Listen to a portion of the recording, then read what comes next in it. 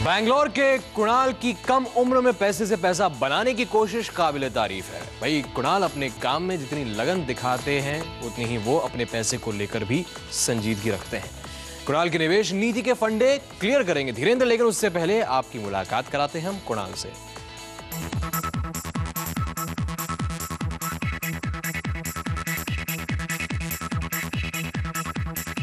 पच्चीस साल के कुणाल पेशे से इंजीनियर हैं और हर काम हिसाब किताब के बाद ही शुरू करते हैं।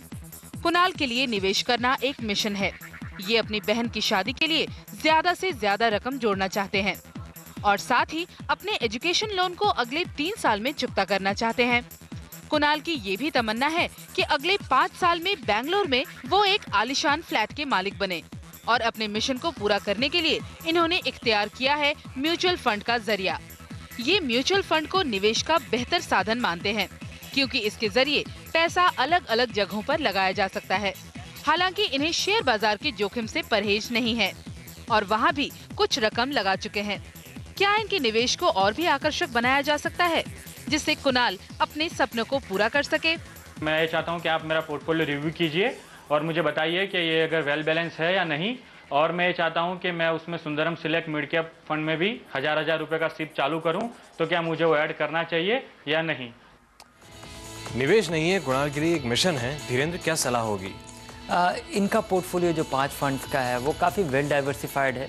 अगर ये सुंदरम मिड कैप ऐड नहीं करते हैं तो किसी चीज़ से सुंदरम मिड कैप एक अच्छा फंड है, लेकिन पहले ही से इनका 5 फंड, एक तो इनका लमसम 25,000 रुपये का इन्वेस्टमेंट है, उसके अलावा 5 रेगुलर इन्वेस्टिंग प्लान इनका चल रहा है और वो 5 काफ़ी, जिसमें से कि 3 टैक्स प्लानिंग फंड है और उनमें भी मिड कैप एलोकेशन है। तो सुंदरम मिड कैप का प्रदर्शन अभी काफ़ी अच्छा है, लेकिन ऐसा नहीं है कि वो किसी चीज़ से बचे हुए हैं। मुझे लगता है कि इनको अपने इन्वेस्टमेंट्स के मैनेजेबिलिटी पे भी फोकस करना चाहिए।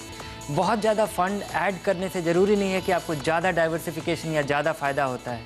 आप ये इनका सारा गोल्स 3 या 4 फंड से काफ़ी बेहतर तरीके से अचीव हो सकता है।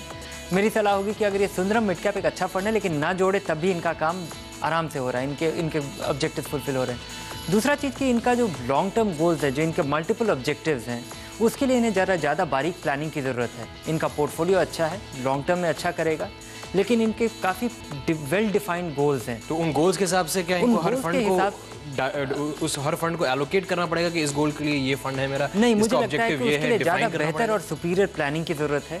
इनको किसी फाइनेंशियल एडवाइज़र के साथ बैठ करके अपने पूरे गोल्स के लिए कुछ एजम्पशंस ले करके और देखना चाहिए कि इनको क्या अपने बचत को बढ़ाने की ज़रूरत है या अपने खर्च को कम करने की ज़रूरत है और उसके लिए ये किस तरह का रिस्क ले सकते हैं। और क्योंकि इनके जो मल्टीपल गोल्स हैं उनका टाइम हॉराइजन अलग अलग है। कुछ इनके रिटायरमेंट के लिए पैसा चाहिए, कुछ घर के लिए चाहिए और कुछ शादी के लिए चाहिए, जो कि इनका जो टाइम हॉराइजन है जो कि कुछ नेगोशिएबल नहीं हो सकता है जी। कुछ नेगोशिएट ये कर सकते हैं कि वो फ्लेक्सिबल रख सकते हैं। तो इसके लिए एक अच्छे फाइनेंशियल प्लानर के साथ बैठ करके इनको प्लान करने की ज़रूरत है। चलिए, इनके फंड लेकिन जो निवेश है वो निवेश अभी आपकी तरफ से मानते हैं अच्छा है, बिल्कुल। और उसके बारे में जो आपने बदलाव बताए हैं वो उन्होंने सुने ही होंगे। तो धीरेन्द्र के लिए कुणाल की ये थी सलाह। उम्मीद करते हैं कुणाल को इस सलाह से कुछ फायदा हुआ होगा। चलिए, फंड का फंडा में अभी वक्त